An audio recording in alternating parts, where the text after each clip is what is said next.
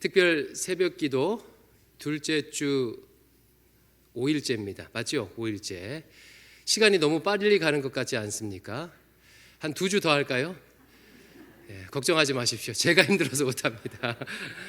제가 어제 설교하다가 사람 이름을 하나 잘못 말했는데 혹시 눈치채셨는지 모르겠습니다. 고핫자손을 고라자손이라고 했는데 눈치채셨어요? 고핫께 사과 말씀드리고 정정하도록 하겠습니다. 오늘 본문 보기 전에 꼭 암송해야 하는 거 하나가 있는데 12지파 이름입니다. 르실레요 단납갓 아이스요베. 한번 암송하고 시작해 보겠습니다. 시작. 르실레요 단납갓 아이스요베. 자, 퀴즈입니다. 납이 누구죠? 납? 이은요?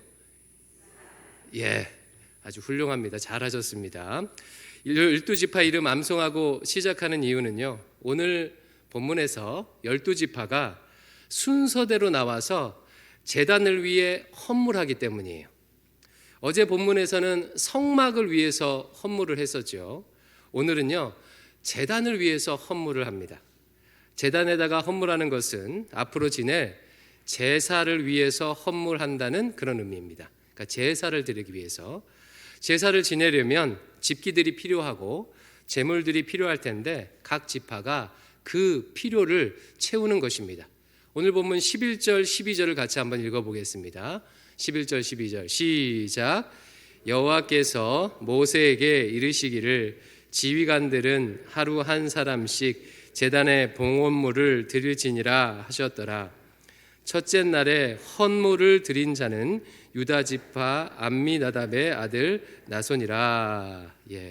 이렇게 첫째 유다 지파부터 차례로 하루에 한 지파씩 나와서 헌물을 드렸습니다. 헌물하는 순서는 행군 순서와 똑같습니다. 행군 순서와 헌물 순서가 같아요. 오늘 본문에 두드러진 특징이 하나 있는데 그 특징이 뭐냐면 내용이 굉장히 길다는 겁니다. 12절부터 88절까지 똑같은 내용이 계속해서 반복해서 나와요.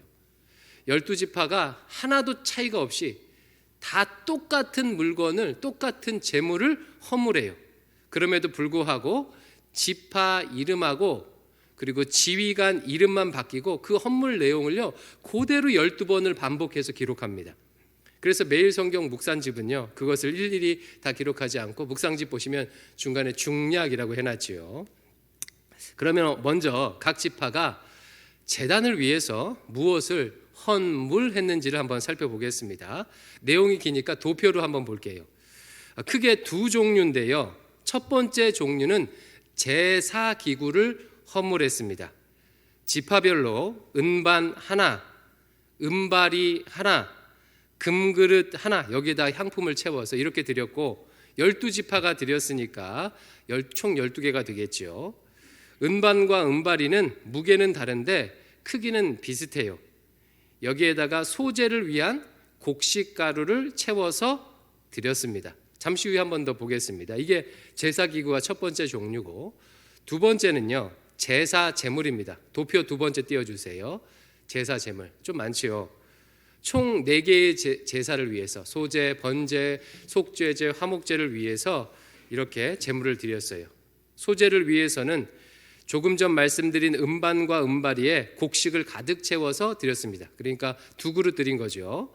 번제를 위해서는 숫소, 수량, 1년생 수량 각 1마리씩, 속죄제를 위해서는 수염소 1마리를, 화목제를 위해서는 소 2마리, 수량 5마리, 수염소 5마리, 1년생 수량 5마리. 왜 화목제가 제일 많을까요? 화목제는 독특한 게 있어요. 화목제는 제물을 드리고 남은 것을 함께 제사 드린 사람과 다 같이 나눠 먹습니다. 그러니까 풍성한 잔치를 해요. 그러니까 잔치하려면 제물이 많아야 되겠죠. 12지파니까 총 합계가 오른쪽에 이렇게 적혀 있습니다. 이제 내려주셔도 좋습니다. 이상과 같이 제사를 위한 기구와 제물을 12지파가 하루에 한 지파씩 12일에 걸쳐서 제물을 드렸어요. 그러면 질문입니다. 여러분 보시기에 지금 이스라엘 12지파가 헌물하는 수준은 어느 정도인 것 같으세요? 많이 헌물하는 것 같습니까? 적게 헌물하는 것 같습니까? 본문에는 지도자가 드렸다고 기록하고 있는데 이것은 지도자가 자기 지파를 대표해서 드린 겁니다. 그러니까 지도자 개인의 자격으로 드린 게 아니라 지파 전체가 헌물하는 그런 의미를 담고 있는 거예요. 자, 그러면 지파 전체가 헌물했다고 가정하고 계산을 한번 해보겠습니다. 어제 성막에 헌물한 것과 성막에 한 것과 오늘 제단에게 헌물한 것을 총 합쳐서 각 지파별로 어느 정도 이번에 헌물했는지 한번 살펴볼게요. 도표를 또 띄워주십시오. 도표 3번입니다. 그러니까 어제와 오늘 합쳐서 각 지파별로요 이렇게 헌물을 했어요. 각 지파당 수레 2분의 1개, 은반에다가 곡식 채워서, 은바리에 곡식 채워서, 금그릇에다가 향품 채워서 각 한 개씩, 소 암수 포함해서 총 4마리, 수량 1년생 포함해서 12마리, 수렴소는 6마리를 드렸어요. 각 지파별로요 동일하게 꼭 이만큼을 하나님께 헌물했습니다. 자, 이제 내려주세요. 헌물이 많습니까 적습니까? 아직도 좀 애매하신 것 같아요. 그러면 제가 한 번 더 보여드릴게요. 이것을 1인당으로 계산하면 얼마나 될까요? 1인당으로. 지파마다 인구 숫자가 다 다르니까요. 인구 숫자가 제일 적은 므낫세 지파를 기준으로 한번 계산을 해보겠습니다. 므낫세 지파는요 장정만 32,200명입니다. 32,200명을 기준으로 1인당 얼마나 헌물했는지를 계산해 보면 이와 같습니다. 도표 4번째. 제가 다 일일이 계산했습니다. 1인당요 수레는요 0.00001호개. 이게 다 반올림한 거예요. 뒤에 숫자가 붙는데 반올림한 겁니다. 이것도 장정만 낸 거죠. 장정만 기준으로 해서. 금그릇은 0.00003개. 이거 읽기도 힘들어요. 소는요 0.00012마리예요. 자, 다시 물어볼게요. 여러분 보시기에 저 정도 드린 것을 헌물했다고 할 수 있을까요? 헌물했다고 할 수 있을까요? 이게 어느 정도 수준이냐면요 1인당 수레 0.00001호개를 드렸다는 것은요 여러분 나라와 민족을 위해서 우리 헌신해서 함께 기도합시다 라고 했더니 어떤 성도가 일주일 동안 딱 9초 기도한 거예요. 9초 기도한 거. 여러분 이 정도를 하나님을 향한 헌신이라고, 헌물이라고 할 수 있을까요? 이제 내려주십시오. 그래도 목사님 거기에 비싼 거 있잖아요. 금그릇 있잖아요. 금그릇. 요즘 금값이 얼마나 비싼데요. 자, 지금 이스라엘이 바치는 은과 금은요 원래 자신들 것이 아닙니다. 출애굽기 12장 35절 36절 우리 같이 한번 출애굽기 15장 35절 36절을 읽어볼게요. 시작. 이스라엘 자손이 모세의 말대로 하여 애굽 사람에게 은금 패물과 의복을 구하매 여호와께서 애굽 사람들에게 이스라엘 백성에게 은혜를 입게 하사 그들이 구하는 대로 주게 하심으로 그들이 애굽 사람의 물품을 취하였더라. 지금 내고 있는 은물, 헌물하는 은금은요 자기 것들이 아니었어요. 애굽 사람한테 받은 거였어요. 하나님의 애굽 사람의 마음을 감동시켜서 이스라엘 백성들이 출애굽할 때 주도록 나눠주도록 한 거예요. 하나님의 은혜로 받은 엄청난 금 중에서 0.00003개를 지금 드린 거예요. 가축도 마찬가지입니다. 출애굽할 때 함께 데리고 나온 가축에 대해 출애굽기는 이렇게 묘사하고 있습니다. 출애굽기 12장 38절 수많은 잡족과 양과 소와 심이 많은 가축이 그들과 함께 하였으며 심이 많은 가축 중에서 소 0.00012마리를 지금 1인당 그렇게 드린 겁니다. 이것을 헌신 혹은 헌물이라고 할 수가 있을까요? 제가 보기에는요 아니에요. 콩알만큼도 하지 않고 헌신했다고 헌물했다고 할 수 있겠습니까? 하지만 성경은 이것을 명확하게 헌물이라고 기록하고 있습니다. 여기서 우리는 하나님을 향한 헌신과 헌물이 무엇을 의미하는지 다시 생각하게 됩니다. 하나님은 우리에게 감당할 수 없는 헌신과 헌물을 요구하시는 분이 아니세요. 조금도 부족함이 없는 하나님께서 뭐가 아쉬워서 우리에게 과도한 헌신과 헌물을 요구하시겠습니까? 근데 자꾸 우리는 하나님을 오해해요. 하나님께서 나에게 자꾸 많이 희생하고 헌신하고 헌물하고 하라고 그렇게 요구하는 분이라고 생각을 합니다.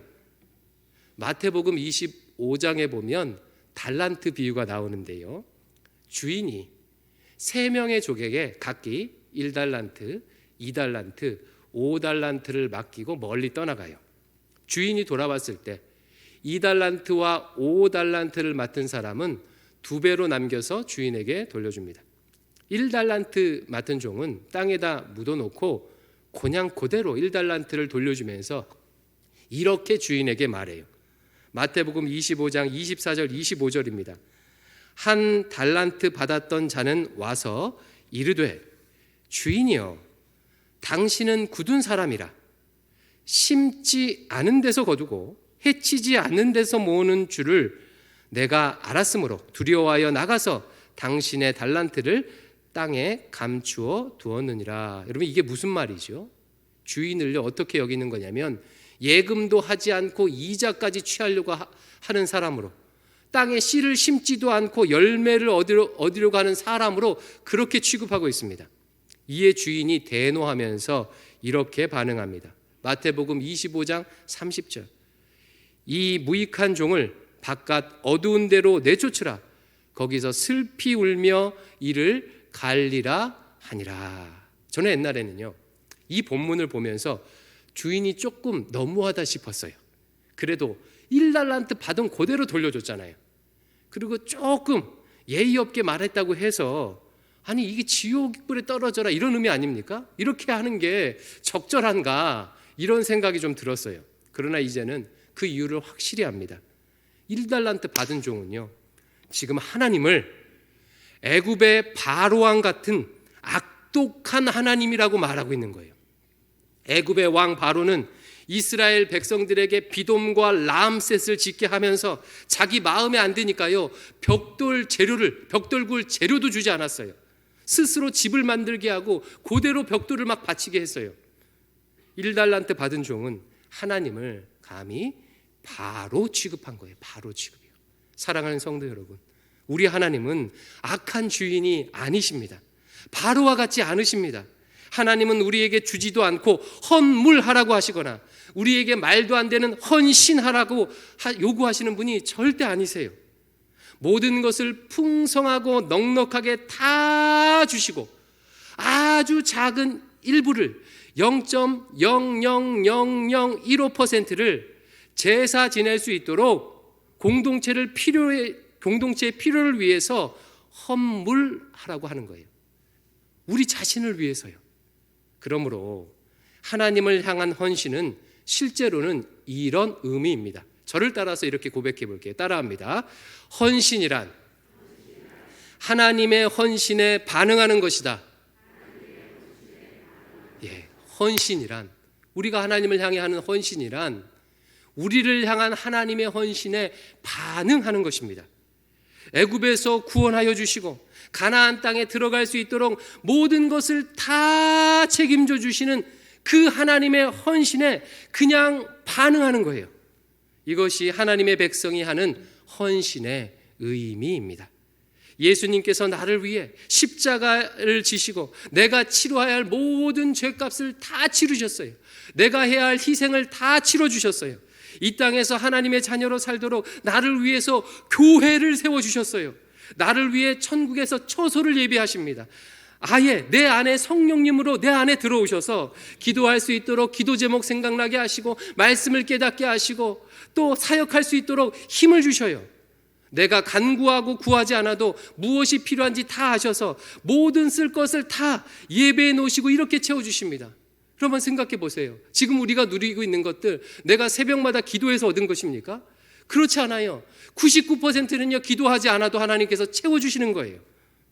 종말에는 다시 오셔서 사탄 마귀의 권세를 다 멸하여 주시고 우리를 부활시키셔서 거룩하고 영화로운 몸으로 그렇게 영화롭게 해주실 거예요.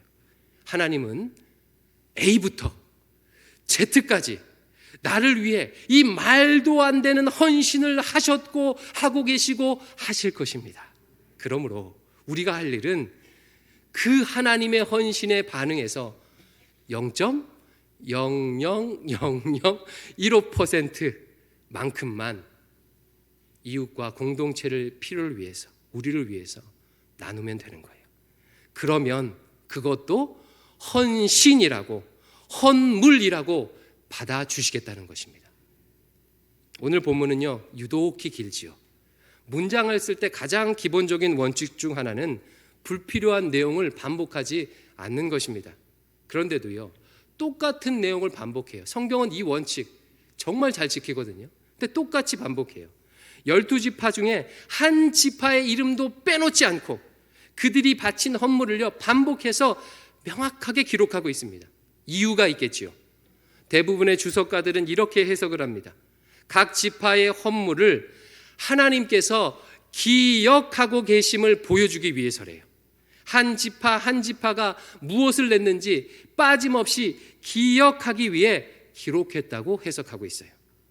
아주 작은 헌물이지만 하나님을 향한 헌신이고 헌물이기에 하나님께서 기억하고 받아주신다는 것입니다. 저는 중학교 3학년 때부터 교회와 집이 멀어졌어요. 이사를 멀리 가서요. 고등학교 시절에는 상계 15단지에서 교회를 다녔고 계속 대학교에 다녔습니다. 청년부부터는 왕십리에서 교회를 다녔어요. 차가 없으니 당연히 대중교통을 이용해야 했고 1시간은 좋게 걸렸습니다. 항상 봉사를 했기에 주일 아침이면요 정말 분주했어요. 일찍 일어나서 나와야 했고 또 늦어서 택시를 타고 오는 경우도 굉장히 많이 있었습니다. 단 대학교 1, 2학년 방황할 때는 죄입니다. 10수년을요 그렇게 다녔어요. 어느 날 그날도 늦어서 택시를 타고 이렇게 오고 있는데 기사분과 이런 대화를 나누었습니다. 교회 가시나 보죠? 아니 어떻게 하셨어요? 일요일 아침 일찍 택시 타고 가는 사람들 대부분 교인들입니다. 참 교인들 대단해요. 쉬는 날 늦잠도 못 자고 비싼 택시비도 쓰고 교회에서 봉사도 하고 참 대단히 헌신적입니다 라고 하시더라고요. 약간은 비꼬는 말이었는데요. 그럼에도 그날 제게 그 헌신적이란 단어가 마음에 꽂혔어요. 그 전까지는 제가 헌신했다고 생각해 본 적이 없습니다. 지금도 그래요. 그 정도 가시고 헌신했다고 말하기는 좀 그렇지 않습니까? 대신에 그 택시 기사도 그렇게 생각하고 여긴다면 우리 하나님은 반드시 기억하시겠구나라고 생각하니까 참 격려가 됩니다. 격려가 돼요. 나를 향한 하나님의 헌신에 반응해서 주께서 주신 전부 중에 0.00015%만 이웃을 위해 나누어도 하나님께서 기억하시고 갚아주시고 하나님의 역사를 이루십니다. 그렇다면요, 신자의 삶에 하나님의 역사가 잘 나타나지 않는다면 이유가 무엇이겠습니까? 그 0.00015%의 헌신마저도 없다는 의미일 수 있습니다. 예를 들면 이런 거예요. 간혹 부모 모두 예수 믿는 가정인데도 불구하고 시간이 지나도 가족 간의 갈등이 나아지지 않는 경우가 종종 있습니다. 그런 가정을 보면요, 뭐 대단한 일로 갈등하고 이런 게 아니에요. 아주 작은 실천이 안 되는 경우가 많이 있습니다. 이런 거죠. 대화할 때 말을 이쁘게 안 해요. 공격적으로 하거나 비난하는 말을 자주 합니다. 그러니까 부모가 경찰 부모, 검사 부모예요. 취조하고 막 이러는 거예요. 막 찌르고. 또한 따뜻한 말을 거의 주고받지 않습니다. 자신의 배우자와 자녀에게 사랑해, 미안해, 고마워 라는 그 한마디를 못하는 거예요. 여러분, 아내가 남편에게 듣고 싶은 말이 뭐겠습니까? 당신만을 사랑해, 당신이 제일 이뻐, 이런 말 아닐까요? 남편이 아내에게 듣고 싶은 말은요, 당신 덕분에 행복해, 당신을 신뢰해, 이런 한두 마디입니다. 자녀가 부모에게 듣고 싶은 말은 미안해, 사랑해, 내가 자랑스럽다라는 말이래요. 9초도 걸리지 않는 이 말. 제가 어제 그래서 딱 시간을 재봤어요. 얼마나 걸리나. 7초, 6초 이 정도 걸리더라고요. 9초도 걸리지 않는 이 말을 일주일에 한 번도 안 합니다. 그럼 하나님 입장에서 한번 생각해 보세요. 하나님께서는 그 부모를 위해서 십자가에 달려 죽으시고 엄청난 사랑을 보여주셨어요. 그리고 이렇게 무수한 예배를 통해서 그 부모에게 아들아 딸아 내가 너를 사랑한다. 내가 너를 사랑한다. 네 인생 책임져 줄게. 인도해 줄게. 걱정하지 마렴. 내가 너와 함께 할게. 이렇게 수도 없이 말씀해 주시고 계속해서 엄청난 사랑을 베풀어 주시는데 이 엄청난 사랑을 받고도 이유를 알 수 없는 자존심 때문에 그 몇 마디를 하지 못하는 거예요. 0.00015%의 헌신을 하지 않으니 하나님의 역사가 그 가정에서 일어나지 않는 것입니다. 그러면서 하나님을 향해서는 내 배부자와 자식들은 왜 그러냐고, 나를 왜 이렇게 힘들게 하냐고 자꾸 하나님을 오해합니다. 사랑하는 성도 여러분, 우리 하나님은요 정말 좋으신 분이세요. 나를 위해 모든 것을 다 내어주시고 이미 영원한 승리까지 보장해 주셨습니다. 뭐가 아쉬워서 우리에게 감당할 수 없는 헌신과 헌물을 요구하시겠습니까? 오해한다면 우리가 오해하는 것이지요. 올 한 해 우리를 향한 하나님의 헌신에 반응하시기 바랍니다. 대단한 거 안 해도 좋아요. 어느 정도만 해도 돼요? 0.00015%만 반응하시길 바라요. 지금 내 옆에 있는 내 아내에게, 남편에게, 자녀에게, 그리고 옆에 있는 교우들에게 충조평판, 충고조언, 평가, 판단하려 하지 마시고 그냥 사랑한다고, 미안하다고, 고맙다고, 함께해서 행복하다고, 당신이 자랑스럽다고 이 몇 마디만 하세요. 일주일에 한 번 9초만 하세요. 9초만. 하나님께서 그 말을 헌물로 받으시고 기억하시고 역사를 이루실 것입니다.